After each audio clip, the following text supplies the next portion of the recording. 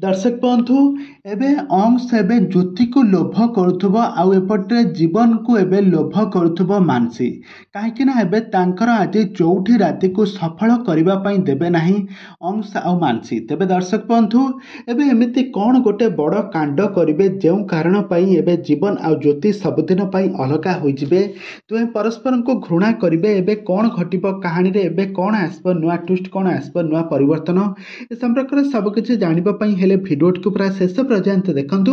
आउ या पूर्व जदि आपण माने हम चैनल को सब्सक्राइब करि नाथि ताहाले सब्सक्राइब करी पाखर थिबा बेल आइकन को दबाई दियंतु। दर्शक बंधु आज आपण माने ओढणी सीरियल रविवार महा अध्याय देखिबा पई पाइबे एक जबरदस्त एपिसोड देखिबा पई पाइबे गोटे बहुत बड़ा आपण माने मध्य ट्विस्ट देखिबा पई पाइबे। तबे दर्शक बंधु आज देखिबे जे आज ज्योति जेतेबेले तांको बेडरूम रे तार जीवन बाबूंको सहित माने सान बाबूको सहित से शारीरिक संपर्क रखिबे आज चौठी राति पालन करिवे।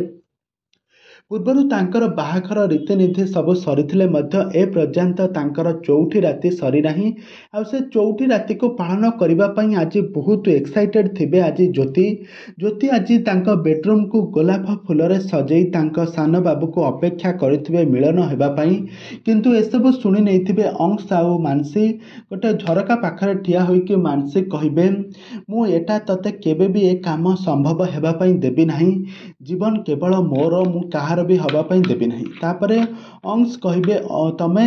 बहुत भल तमे निज भौणीर स्वामी को निजर करबा पई चाहुछ। तापरे